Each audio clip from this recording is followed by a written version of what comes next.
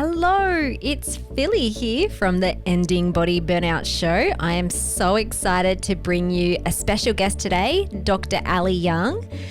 I'm a big fan of Dr. Ali's work and how she is championing working mums and mums running health businesses like myself.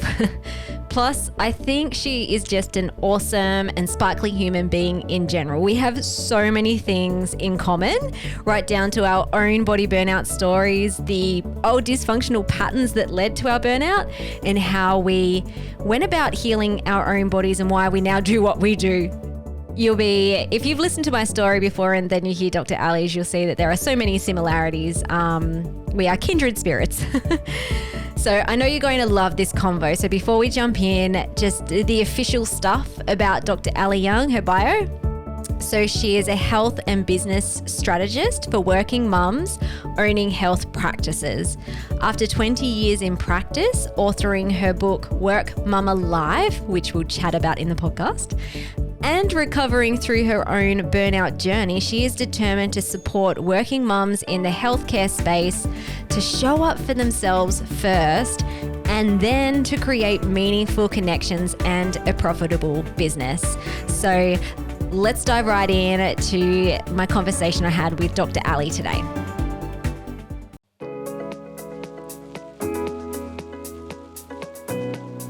Hello and welcome to the Ending Body Burnout Show. We're your hosts, Chris and Philly, co-founders of multi-award-winning functional medicine practice, serving busy people with energy, mood, and gut issues. Well, busyness, overworking, addictive doing, and perfectionism might be the norm. It's not normal, and it's a major contributor to health issues. Our goal with this show is to give you a holistic root cause approach to healing your body so that you don't have to continue doctor or diet hopping or popping a gazillion supplements hoping something might stick. So get ready to heal your body, get your spark back, deeply connect with yourself, and step into the life of your dreams. Let's dive in.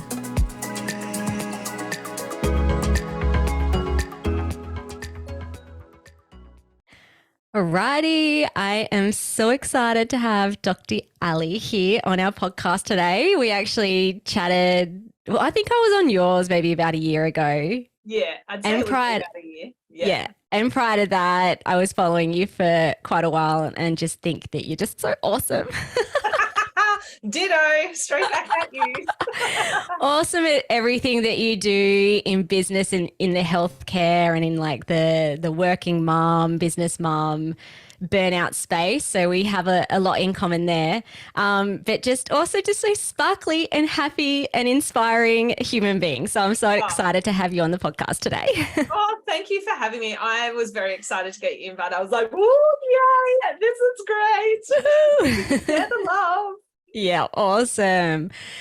Okay, so I always love to just dive right into our guests' personal body burnout stories because most of them have had it, which is also why a lot of us either get into healthcare or, as I'm sure we will find out from you, sometimes healthcare also burns practitioners out. Oh, massively. I'm seeing it so much.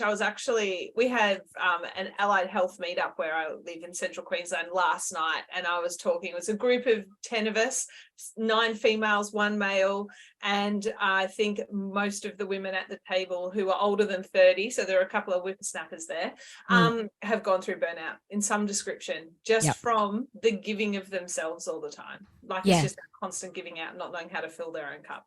Yeah. And it's such a service-based. So it's like caring role, and sometimes practitioners get lost in that.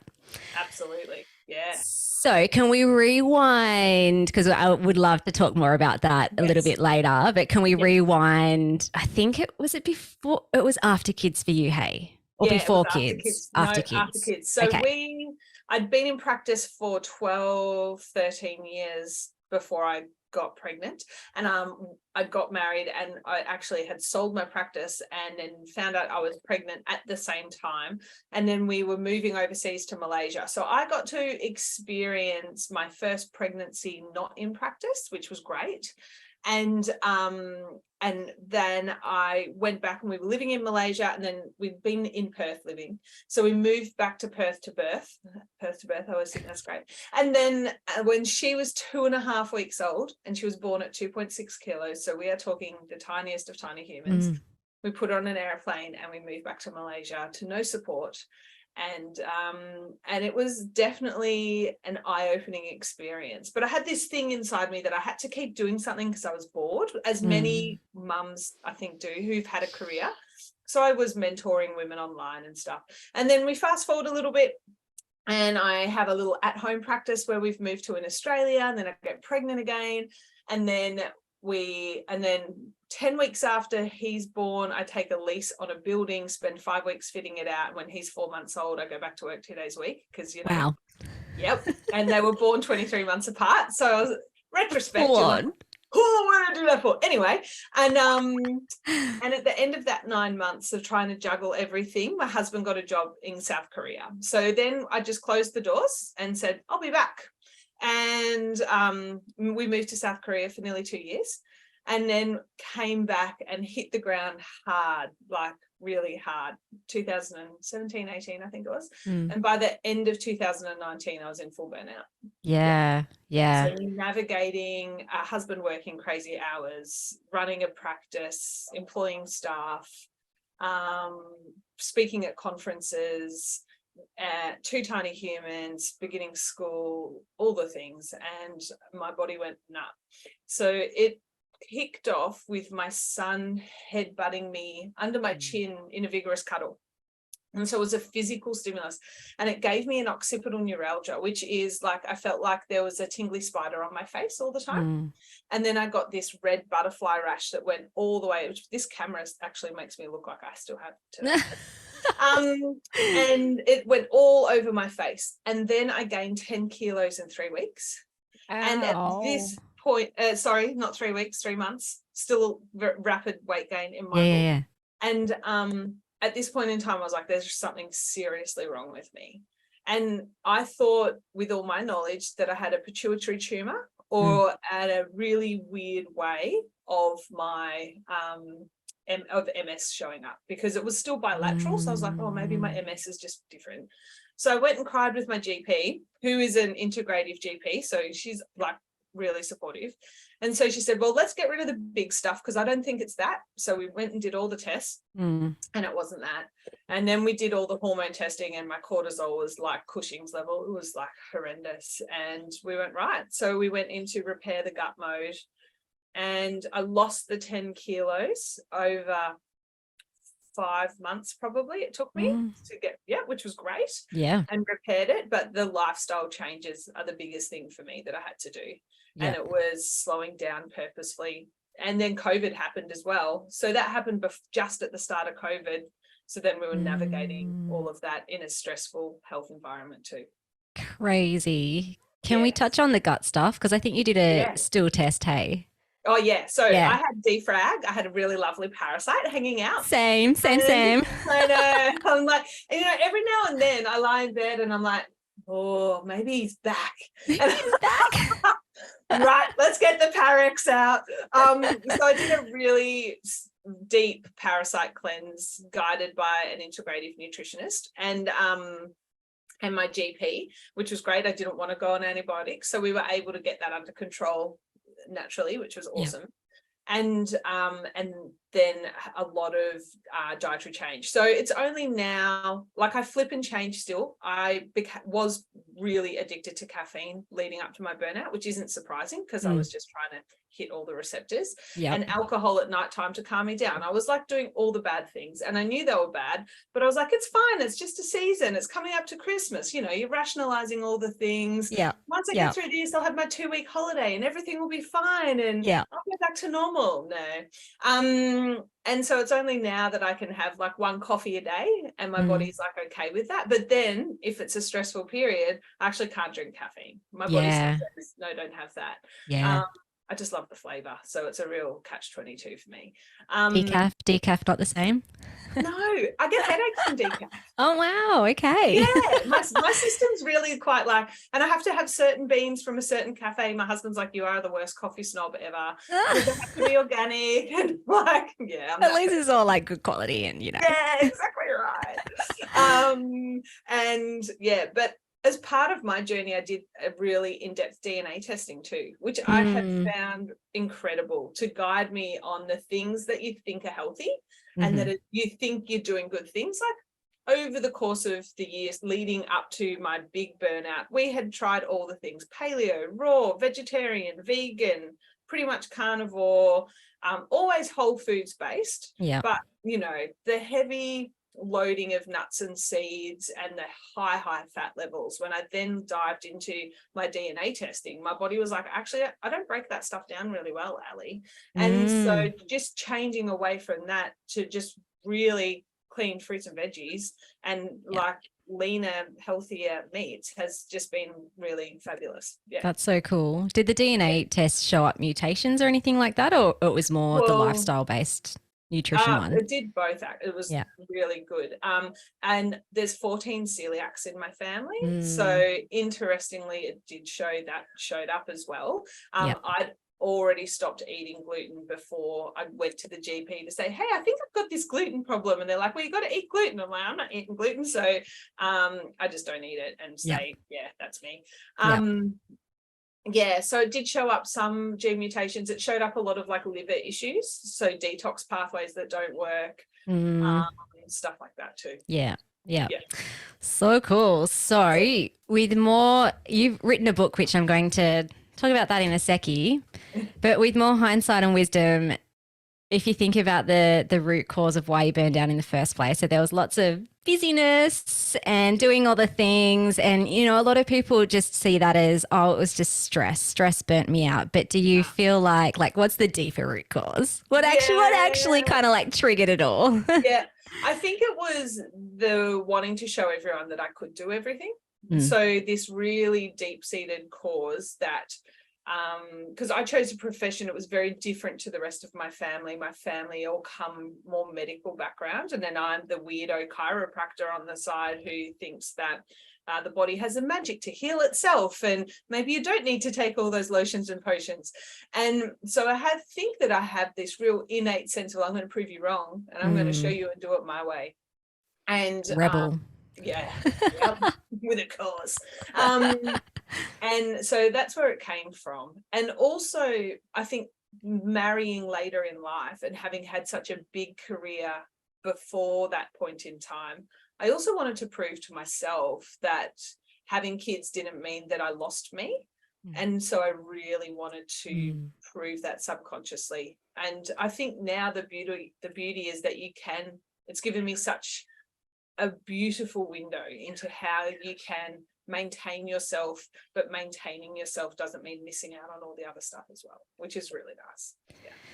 Yeah, I always say your mess is in your message. So you kind of need to go through all of that to get the learnings and the gift to then be like, oh, now I'm like so much wiser and like I understand how to do life better. I've got this thing going on. I've got this thing. Yeah. It's so huge though. Like in our practice, we do all the physical stuff and the lab testing and the diets and, all of that is so important for the health of the body, but it's the subconscious stuff, I think, that just like it's where it all starts. It's huge. Absolutely. And the pattern's going to keep repeating until we can identify the subconscious self of why that pattern's repeating anyway. Yeah. So your book, Work.Mama.Life, that came out, was it last year? A year ago. Yeah. Awesome. So I actually purchased this book from you September at Osmompreneur. Yeah. And I remember saying to you, I really want to read it, but I'm writing my own book, which may have some crossovers. So I'm going to hold it on my bookshelf. Yeah. I'm going to hold it on my bookshelf until I finish my drafts. Anyway, so I recently read it maybe about 3 months ago. And it's kind of cool too. It's like, wow, this is like so much different to mine because we each have our own unique story. You also have a different like you're a chiropractor by trade and you've had a different journey as well. Yeah. But there was so much too that I learned. I'm like, oh yeah, I'll probably know all this, but I'm just like, oh my gosh, like you just have such really cool insights in the book and really specific to the working mum juggle. Yeah. And I love that. So what was your big why for writing the book? I think because I was having the same conversation repetitively, and particularly I wrote it during COVID. So I wrote it in a period of time where working mums were under extraordinary stress with they're having to school at home and then having to work at home and run a home and make everything happen within four walls. And we were seeing the amount of stress load in humans that I was seeing and in women. To this day, I experience it in fits and spurts now, but nothing was like that. I would come home and I would be like, energetically, no one please talk to me right now. I just need to sit. I just need to be and just let my body do what it needs to do and feel through this, and then I will come and converse with you. It was that heavy load, and I was like, how can I support women? As doing it one-to-one is really hard. So how can I do this in a way where I can actually make an impact on women the world over? Yeah. So that's where it came from. Yeah. Yeah, I love that. Because it's time consuming, but it's just like, well, this is gold. Yeah. Yeah. And millions can read it. Yeah. So part one of the book looks at balancing work and motherhood and life. And this is a space I'm really passionate about as well, because I just see, like, again, we do work with a lot of mums, and it's the juggle that burns them out. But like deeper than that is the patterns that lead to that in the first place.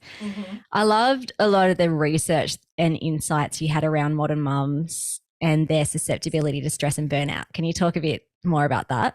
Yeah, absolutely. So let's get all feminist. I know, right? Booyah. I'm not quite Clementine level, but I'll try. So I think with the modern society and the driving of us having to show up in certain ways in certain places at certain times of the day, we aren't honouring rest ever. And if we rest, and I know I come from a long line of martyrdom mothers, resting is seen as naughty. It's evil, you're a bad mum, and you shouldn't do these things because there's always jobs to do and the jobs are more important than you. So you've got to do these things to prove your worth as a mother. And then in the during World War II, the women went to work because the men were at war, and then the men came back and wanted their jobs back. So the government actually created advertising campaigns that a good mum stays home with her children. Yeah. Wow. So that's where the good mum concept came from. Yeah, it's nuts. And then we parlay that into the expectation now that a good mum probably has a job, because you've got to help provide for your family, because life is really expensive right now, this whole rhetoric out there. And so, but we're expecting our mums to work as if they don't have children, and we're expecting them to parent as if they don't have a job. And we have these societal expectations that that's what makes a good mum. And that it is only one way. And then you add in Instagram and Facebook, where we get all of the influencers with their prams and their certain size clothing and their pretty outfits, and you're like, perfect hair. Perfect hair. I need a haircut, sorry. I love your hair. And yeah, it is next level. And the loading on women these days is just, it boggles my mind on a daily basis that we have an expectation, and then we create maternal gatekeeping scenarios within their family because the mum feels like she needs to carry that entire mental load of the whole family because she's the only one that knows what's happening and when. And so even if she's not doing the thing, she's the one who said, oh, you need to go and do the thing to the husband or the partner. And so it's just continuing that process of reliance on the mother figure, but also having to do the other stuff as well. Yeah, it's huge. It makes me think about the subconscious stuff as well in your story about World War II. So already kind of like generationally, and maybe even when we were born, there were these agreements that were kind of being made in our subconscious state anyway. Yeah, exactly right. Yeah. And then it's like, whoa, and then like new and different messages. And so like that alone too, from a subconscious level is just, it's like, it's war. Exactly. And you can never feel, relaxed with whatever you're doing, was my experience as well. It was just like, oh, if I was resting or playing with the kids, I'd have guilt around, oh, but the business might fall apart, or, oh, I'm working too much and I'm not spending time with the kids. So like I'm a bad mom. Just becomes this. Yeah. And it shifts. Like last night I was at work until really late. My husband actually had a work meeting that went until really late. So yesterday morning I put food in the slow cooker and I pre-cooked some rice and I had it in the fridge, and I was like, guys, you're going to learn how to heat the rice up and how to scoop safely out of the slow cooker. Have fun with that tonight. And this morning when I checked in with them, they're like, oh, we were so good at that, Mum. That's really easy. And I was like, great, we've empowered you. You feel like you've achieved something. We're changing the generations. It wasn't just my daughter who had to do it. My son had to do it as well. Like, you know, and so it's planting those seeds for the future generation. I think if we can recognize and change patterning, which is important. Yeah, I think a big light bulb moment was was it a couple of years ago? This is in terms of the workload and kind of like how unfair it is, but also I'd allowed it to be that way because, you know, I was actually really good at getting the things done and no one else could do it as good as me. And you know what? My mum always has said to me, she's like, Ali, you are too good at too many things. You need to not be good at all the stuff. Just big crap. I can help you. And I was like, but that's not in my MO, Mum. And she's like, well, it's good for you if you do that. So yes. Oh dear. Yeah. I remember I was filling out the census form and there was a question around like your partner. So how many hours do you work and how many hours does your partner work and how many hours do you do childcare and housework and how many, and I was just like, we work the same hours. I'm doing like quadruple the time. And I like stormed down to Chris, I'm like, this has to change. I love that.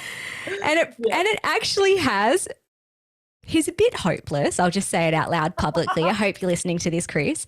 But I've actually backed off what I do. So our house is pretty messy most of the time and I'm totally okay with that, as opposed to 3 times a day tidying everything up. Oh, that's so not my jam. Yeah, you know, we have had a big switching in stepping up of responsibility recently too, actually, which has been really nice. But I found that my subconscious story was that I still have to be involved. Like I really like doing those things. And so I've had to go, like my husband took my daughter clothes shopping the other day. And I was like, oh, he's like, well, I'll take her to buy shorts and you can watch soccer. And I was like, okay, yeah, all right, fine. Whereas in my mind, I'm like, oh no, that's a mum job. But it's not necessarily a mum job. It's a parent job. Yeah. And so just changing that narrative is really good too. Yep. New rules, new agreements. Yes, exactly.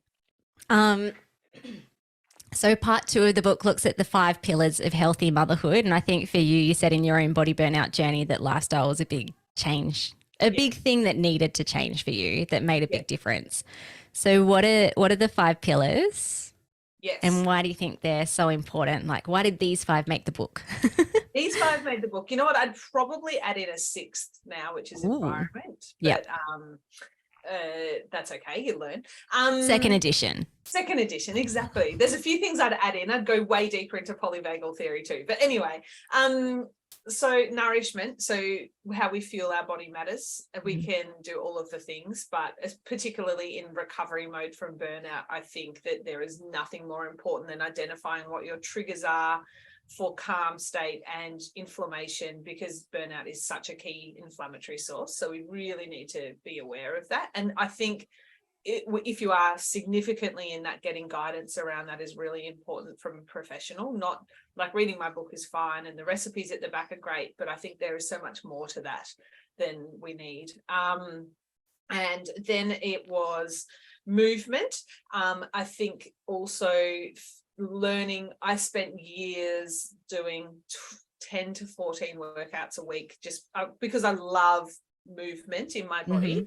But the way I was moving was making my body much worse. And it's often not spoken about. I'm seeing it pop up a little bit more on Instagram these days, but the concept that to move well has to be high intensity, high impact, that's what's going to make a difference to your health isn't true. And we need to honor that if we're going through a health journey and recovery, slow movements with breath that just move gently through our spine, activate our brain. Yes, some weight bearing is really important, but we need to honor that at some stages, maybe yoga and Pilates and a walk and maybe a bike ride is perfect for you. And you don't need to go running for 10Ks every day. Like, it's just not the jam.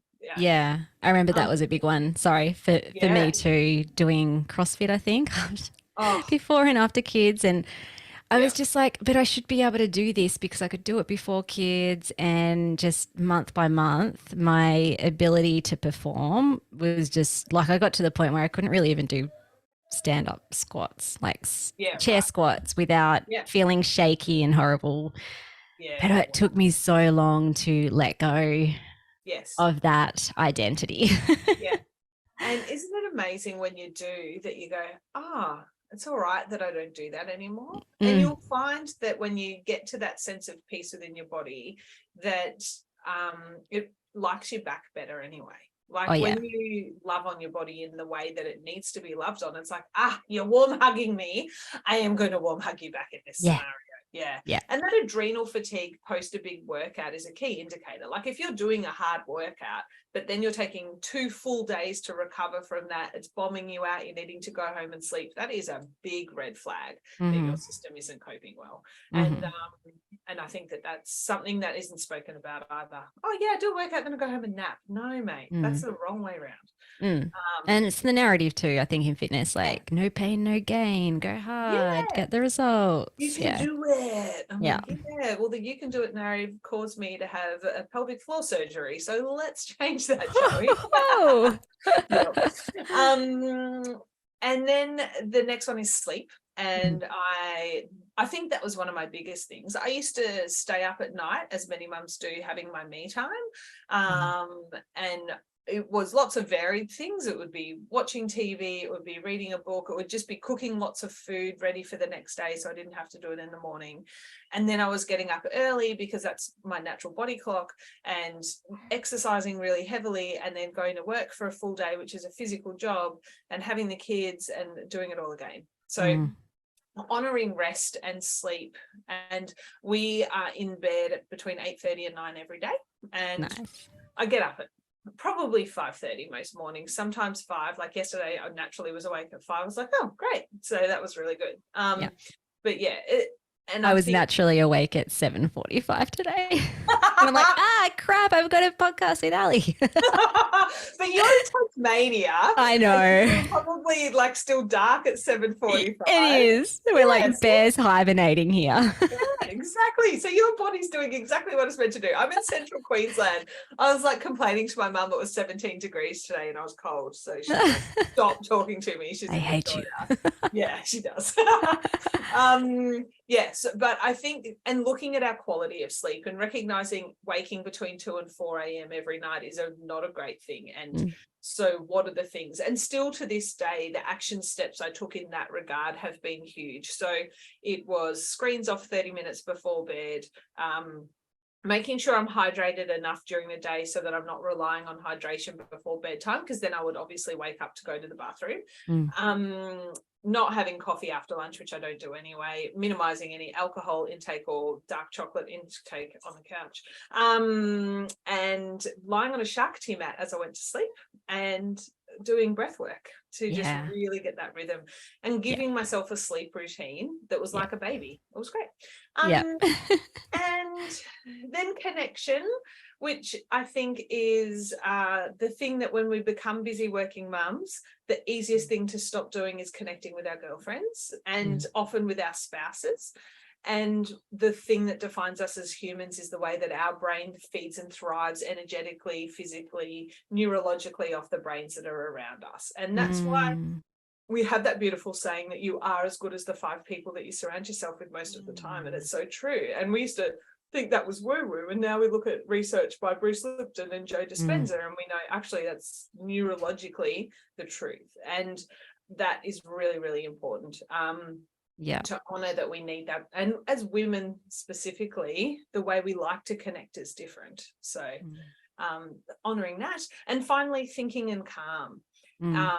and learning that meditation for me doesn't need to be an hour, because my brain works super quickly, and sitting for an hour, the thought of sitting for an hour, if I'm at a meditation retreat, completely different, but the thought of every day forcing myself to sit for an hour, I know that's not going to happen, but I can calm myself through breath work and a 10-minute meditation just as well. So just beginning that process, restarting journaling, restarting gratitude, thinking about manifestation, thinking about the things that calm my brain and just give me that expansive state again, rather than that closed-minded doing state. I love that too. Like, it's not necessarily the quantity, it's the quality, and it's whatever suits with, you know, your lifestyle or the way that you are as a person. With all of those, so if someone's listening to those 5 pillars and they're feeling busy and burnt out and juggling all the things, so if a mum were listening to that, well, how can they, like, what are some easy ways that they can implement those things, or where would you start with all of that sort of stuff? The first thing I would probably do is first thing I would do is actually just learn to pause. So the perfection is in the pause, and you can pause at any time of the day, and that pause can look however it needs to look for you. It can be just sitting for 5 minutes with a cup of tea. It can be having a drink of water. It can be being on the toilet. It can be wherever it needs to be, and asking your body the question, what do I need right now? Where am I at? What do I need right now? And listening in to what that response is. I think as busy working mums, the most powerful thing we can do is spend a week auditing where our time goes, because we are often quite surprised by that. And I've got a free download on that. You probably have one as well, on my website. And you can just go, and it steps you through the process of figuring out how your time is spent. And then looking at, okay, great. So if I wanted to change 3 meals a week to be better for me, and I wanted to move my body gently, I would need 20 minutes to move my body gently 3 days a week. And I probably need 45 minutes of food prep on a Sunday. Let's see how we can make this happen. And let's honor that we want to do that. Yeah. And I think remembering that it can be simple, like the dinner the night before can be your lunch that next day. It doesn't Totally have love to leftovers. Leftovers are the bomb. I'm already excited about lunch today. I hope my husband didn't take it. I'm like, please no. But I think that we can make it really hard. We can put up these conscious thoughts that, to eat well has to be very, very difficult. But it really is simple. It's just eating real food. If you can look at it and you know where it came from and where it was grown, then like you're ticking boxes, just do that. Yeah. And I find too, again, this is from personal experience, but if people are getting stuck in that it's too hard, or I need to do it perfectly, or this is what it looks like on Google or on the influencers gram, it's usually because of perfectionist patterns as well, where it's just like, hey, let's just like start deconstructing that and be okay with just eating well, not being perfect. do what feels good for you. And it doesn't like, it's letting go of all those old agreements. So I'll make sure in the show notes that we have a link to the audit that you just mentioned. That'd be awesome. And then the last part of the book is about how mums can launch their new vital self back into life. And I loved how you talked about beliefs and values. So we touched on beliefs earlier. But can you talk a little bit more about that? So beliefs and values and how they're really important to healing from burnout. I think that we often just go through our paces through our life and don't really think about what matters to us. And if we can knuckle down on our values and the core beliefs that we've brought through with us, and we can make the change that we want to change in our life relatable to why that matters to those core beliefs, then we're much more likely to have that stick. And maybe in looking through those core beliefs and values, we go, oh, actually, that core belief can get lost because this is more important to me now. And they will often shift and change once you become a parent. I think that values systems, and that's why I do values-driven practice now, because if we can knuckle down on making what matters most to our life the way we live our life, then we're going to be living in congruency. And when we live in congruency, our cells are happier, our brain is happier, things just flow a lot easier. We're in that neurological flow state. It's really nice. Yeah, I love that. So good. So you've had a fascinating journey as a mum in business. So clinic owner, chiropractor, course creator for working mums, author, speaker, all the amazing things. And now you've moved into business coaching for mums in health. So can you Yes. kind of like what's led to this transition into helping mums in allied health Yeah. run their So businesses? yeah, I think that I was it's funny, I'd go to a conference and I would be speaking to gorgeous women and they would be telling me their practice journey and how burnt out they were trying to make everything work. And I can speak that language, I've lived that language, I know what that feels and looks like. Mm. And I realized that in the way you set up a health practice space, there's a lot of masculine energy. There's a lot of men who do things and the hustle is what wins. And I Mm. look around me in physio world, chiro world, all the worlds, and it's do more, do it harder, do it faster, and that is the only way to make a profitable business. And so I'm like, you know what, I'm going to disrupt that because society deserves more from the people providing healthcare for us, but those people providing healthcare deserve more for themselves and their families. And so by working as a business coach, it's really not, it's like, yes, I'll help you design every strategy and system procedure that you need to make your business work. But it's more about diving into, well, why do you want it to work a certain way? And what do you want that to look like? And what's the ideal scenario that business and the shape that would take for you? And how can we make that profitable? And that's the cycle around. Yeah. I love that. It's so cool. I also feel like it's almost ironic that the people that you were speaking to and burnt out, when they're helping other people come out of that or have like great health. And then so even energetically as well, although they may have developed a profitable business, it's not working for them. It's not working for them. And this is like, I don't say this with judgment towards certain people who may be in health practice and burnt out, but it's almost like you can make a bigger impact with the people that you work with when you're embodying like exactly right. what you're trying to do. And so, yeah. It's that ripple effect. Yeah. Like there's the famous BJ Palmer who was like the developer of chiropractic, and he had this beautiful thing that I'm not going to bastardize, but it is great, where basically you never know how far reaching one thing you say or do is going to impact on that person. That one person who slips on a snowy sidewalk, who goes home to his family and is grumpy, who then that grumpy family goes to work and then they impact on all of their colleagues, and then those colleagues go out into their community. Whereas you get that one person and you adjust them and you allow their vagal system to switch back on, and they go home and they're connected with their families, and then those connected families go out into those workspaces and they're able to connect with their colleagues, and so you get that ripple effect. So if we can get to the core of that, then that's where we'll see that shift and change. Yeah, I love it. So good. So how do you run your business, Mother Live Your Life now? So I have 2 days a week where I am not in my practice. In saying that, I did drop in this morning, but that was just to say hi because I love the people I work with. Oh, it's lovely. Connecting. Yes. I know. I'm like, hi, everyone who needs coffee. Is everyone okay? Okay, I'll go now.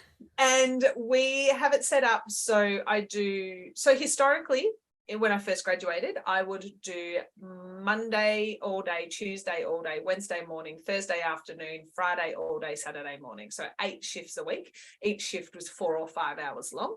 And I would have a gap in the middle of the day. So it was a lot. And in my 20s, I could do that with my eyes closed. Like that was fine. Once kids came into the mix, I was like, hell, I do not want to do that. But I thought that was the model that I had, that you just turn up and you'll be busier and that's how you make your money and that's what works. Yep. And so now I've set it up that I do one big day on a Tuesday, and that big day is still I do my school drop off and I just don't do school pickup. So I'm there from 9 till 5, really business hours, which is really weird. And I always have an hour and a half in the middle of the day so that I can eat my lunch quietly. I'm not standing up, rushing my food. I just do all the little admin things that need to get done without it being hectic. So that's really nice. And then Wednesdays, I'm not in practice. Wednesday's actually my day for me. So I will go walking on the beach and stuff like that. It's beautiful. Got a massage later. And then Thursday I do a morning. So I do 7:30 till lunchtime. And then Friday I do 11 till 5:30, 6 o'clock in the afternoon. And then one Saturday a month. And that's it. Yeah. And then I Awesome. fit coaching work is in on a Friday morning before I start shift or on a Monday. And so that's where I fit that in. So I'm very aware that I don't eat into like time that I have set aside for certain specific activities, which is really important. And it gives me time to exercise when I want to. So I prefer first wake up, go move my body. And I do that. But on Wednesdays, I potter around in the kitchen and I make the middle of the week baking for lunch boxes. And then I'll go to the beach generally and walk bare feet and detox through my soles and have a dip in the ocean and just have that quiet chill time. And that's so good to me too. So good. So good. Yeah. Well, thank you so much for coming on. I just love chatting to you and listening to all of your wisdom. You're such an awesome human being. Do you have anything else you want to add? Any last words of wisdom to our listeners? I think that we need to honor ourselves a lot more than we do in current society. I think that you have such an innate power within you to be perfect, and not perfect in the ticking every box and meeting everyone's stuff, but perfect in the way that your cells work and the way you can embody your sense of self, the way you energetically show up in the world. But to get to that, we have to honor that we need space, we need rest. We need to give ourselves that white space in our week, not fill our calendars. And that's how we will prevent that burnout. Yeah, love it. Awesome. So I'll make sure I pop in the show notes how to get in touch with you if people want to reach out to you. I'll also put a link to your book and to the audit. Is there anything else that... No, that's all good. Yeah. I was going to run a 90-day mastermind for health practitioners in the end half of this year, but I actually looked at my energy and I went, you know what? No, I don't think that I would show up because I know the end of this year is going to be really busy. So that's going to be in 2024. And, okay, look out for that. So look out for that. It's going to be awesome. We're going to have a retreat. We're going to hang out. It's going to be so good. Awesome. But I love that too. It's like you could have ticked that one off, but it's just like listening to yourself, what feels right. Yeah. And I can't remember if I was talking to you on the podcast or if it was before, like with my book. I'm like, it doesn't really matter when it comes out. Yeah. It will come out when it comes out. Like there's no real deadline. When you own your own business, anything can happen. Exactly right. And it's the gloriousness of it, isn't it? The ability to just go, it'll be okay. Yeah. Yeah. Awesome. Well, thank you so much. No worries. Thanks for having me, Philly.